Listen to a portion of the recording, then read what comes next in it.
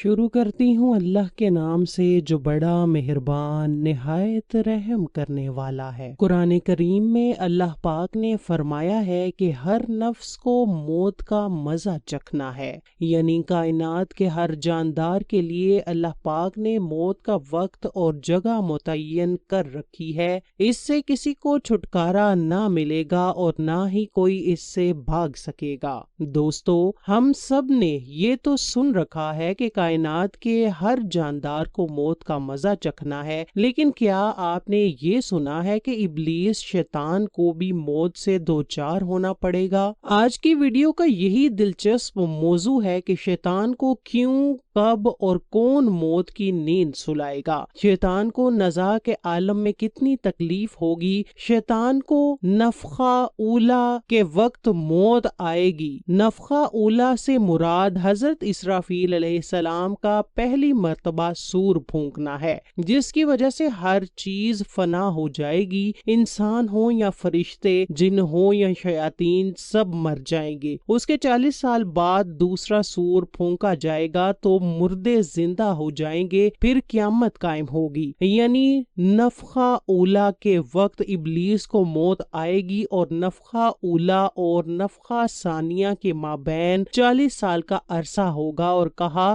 कि इब्लीस 40 साल तक मुर्दा रहेगा। क़यामत की निशानियां पूरी होने के बाद मुसलमानों की बगलों के नीचे से वो खुशबूदार हवा गुजर लेगी जिससे तमाम मुसलमानों की वफात हो जाएगी। उसके बाद फिर 40 बरस का जमाना ऐसा गुजरेगा कि उसमें किसी की औलाद ना होगी, लेकिन 40 बरस से कम उम्र का कोई ना रहेगा और दुनिया में काफिर ही काफिर होंगे। अल्लाह कहने वाला कोई ना होगा। कोई अपनी दीवार यानी पलस्तर करता होगा, कोई खाना खाता होगा। गर्ज लोग अपने अपने कामों में मशगूल होंगे कि दिफातन यानी अचानक हजरत इसराफील को सूर फूंकने का हुक्म होगा। शुरू उसकी आवाज बहुत बारीक होगी और रफ्ता रफ्ता बहुत बुलंद हो जाएगी। लोग कान लगाकर उसकी आवाज सुनेंगे और बेहोश होकर गिर पड़ेंगे और मर जाएंगे। हजरत काब बिन अहबार रजी अल्लाह ताला अन्हु फरमाते हैं कि जब हजरत आदम अलैहिस्सलाम की वफात का वक्त आया तो वो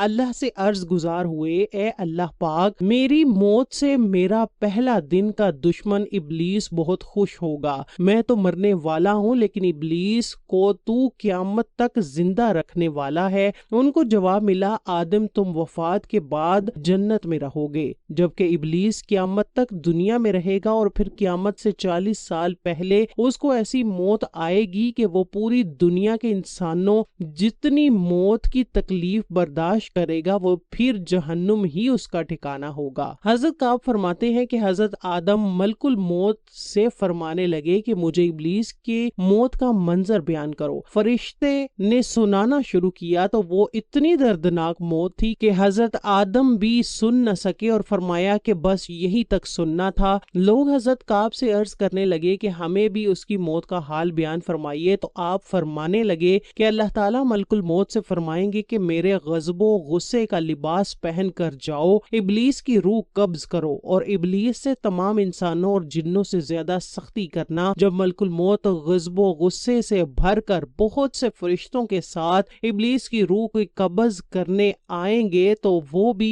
आसमान और जमीन में से उनको देख लेगा, वो फौरन ही मर जाएगा। जब मलकुल मौत इब्लीस के पास पहुंचेंगे तो वो धाड़े मार मार कर रोएगा। फिर शैतान को मौत की तकलीफ दी जाएगी जो कि सारी मखलूक की मौत की तकलीफ से भी ज्यादा होगी। इब्लीस घबरा कर मशरिक की जानिब भागेगा तो कभी मगरिब की जानिब, लेकिन हर तरफ अपने सामने मलकुल मौत को ही पाएगा। समुंदर में घुसने की कोशिश करेगा तो समुंदर निकाल फेंकेगा। आदम अलैहिस्सलाम की कब्र के पास खड़ा होकर कहेगा, ए आदम, तुम्हारी वजह से मैं मलोनो मरदूद बना, काश कि तुम पैदा ही ना होते। फिर मलकुल मौत से कहेगा, कितनी सख्ती और तकलीफ के साथ मेरी जान निकालोगे? फरमाएंगे, जितने लोग जहन्नुम में हैं इन सब की मौत से कहीं ज्यादा तकलीफ और सख्ती के साथ। ये सुनकर तड़पने लगा और चीखता चिल्लाता इधर उधर भागेगा और जहां मौत आनी है वहां गिर जाएगा। वो जगह आग के अंगारों की तरह सुर्ख होगी और वहां जहन्नुम की संढांसियां लगी होंगी। उन संढांसियों से तड़प تڑپتا تڑپتا اس کی جان نکالی جائے گی۔ حضرت آدم علیہ السلام سے کہا جائے گا ذرا اپنے دشمن کو دیکھو کس طرح ذلت کے ساتھ مر رہا ہے۔ وہ دیکھ کر خوش ہوں گے اور کہیں گے یا اللہ تو نے ہم پر اپنی نعمت مکمل فرما دی۔ لائن ملک الموت سے کہے گا کہ تم مجھے کس پیالے سے پلاؤ گے اور کس عذاب سے میری روح قبض کرو گے؟ تو ملک الموت اس سے کہیں گے کہ شعلہ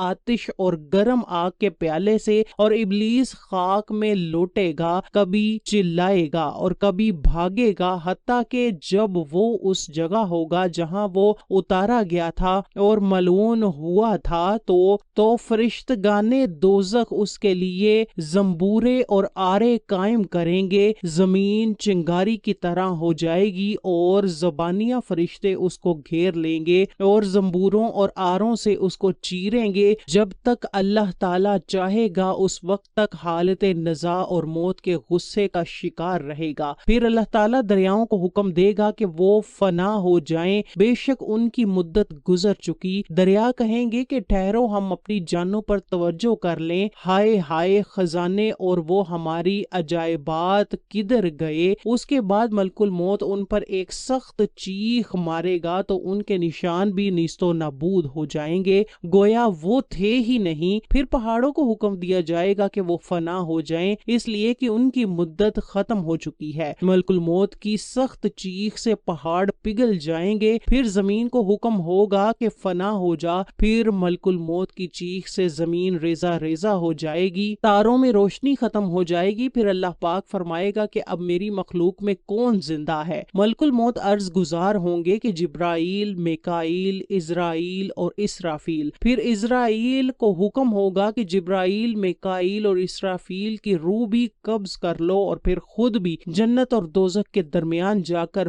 فنا ہو جاؤ۔ چنانچہ ایسا ہی ہوگا۔ پھر اللہ پاک فرمائے گا آج کس کی بادشاہت ہے؟ تو کوئی جواب نہ دے گا۔ پھر اس کو 2-3 مرتبہ فرمائے گا اور کوئی جواب نہ دے سکے گا۔ تو اللہ تعالیٰ خود ہی فرمائے گا کہ اس یگانہ اور یکتا کی بادشاہت ہے جو بڑا قہر کرنے والا ہے۔ پھر فرمائے گا کہ کہاں ہیں بادشاہان اور کہاں ہیں متکبران و جابران؟ اس کے بعد اللہ تعالیٰ حضرت جبرائیل و میکائیل اور اسرافیل و عزرائیل کے زندہ ہونے کا حکم دے گا۔ چنانچہ سب سے پہلے اسرافیل زندہ ہوں گے اور عرش سے سور لیں گے۔ پھر رضوان داروغہ جنت کے پاس جائیں گے اور اس سے کہیں گے کہ حضرت محمد صلی اللہ علیہ وسلم اور ان کی امت کے لیے جنت کو آراستہ کرو۔ اللہ اکبر۔ دوستو، قرآن پاک میں اللہ تعالیٰ نے فرمایا ہے کہ ہر جاندار کو موت کا مزہ لینا ہے، یہاں تک کہ شیطان اور خود موت کے فرشتے کو بھی موت آ جانی ہے۔ اب بات کرتے ہیں کہ کامیابی کیسے ملے گی۔